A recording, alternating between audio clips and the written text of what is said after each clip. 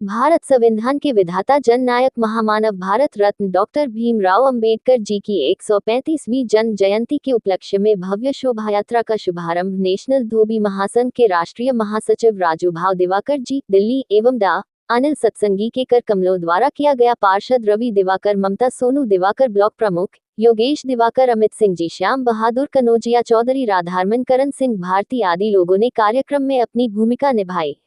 आगरा की सामाजिक संस्था दिवाकर महापंचायत आगरा द्वारा प्रदेश अध्यक्ष उत्तम दिवाकर जी के नेतृत्व में KKS ग्रुप के डायरेक्टर अर्जुन दिवाकर जी के आवास से गढ़ी भदौरिया किशोरपुरा रोड महल के पास से चलकर 135 स्कूटर बाइक रैली बोदला चौराहे से नवी साहब की दरगाह, मारुति स्टेट चौराहे से रामनगर पुलिया पर बाबा साहेब जी की प्रतिमा पर जाकर माल्यार्पण किया गया। मानवता और न्याय के मार्ग पर आज हम बाबा साहब की वजह से चल रहे हैं। उन्होंने हमें बहुत कुछ दिया।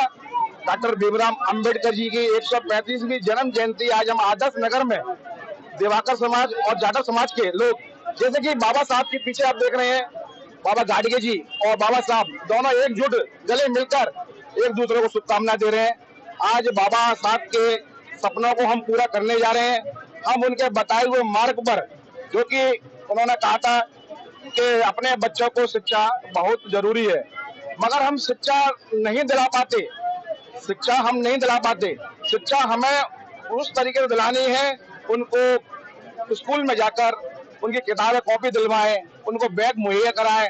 और हम चाहते हैं सामाजिक व्यक्ति जितने भी संगठन हैं, कम से कम प्राइमरी स्कूल में 10 बच्चों को गोद लेने का काम करें, जब भी बाबा साहब का सपना पूरा होगा। भंडारे के साथ कॉपियों भी करना जरूरी है, किताबों के भंडारे, जिससे बच्चा पढ़ेगा तो बढ़ेगा आगे। बाबा साहब बिल्कुल जरूरी है।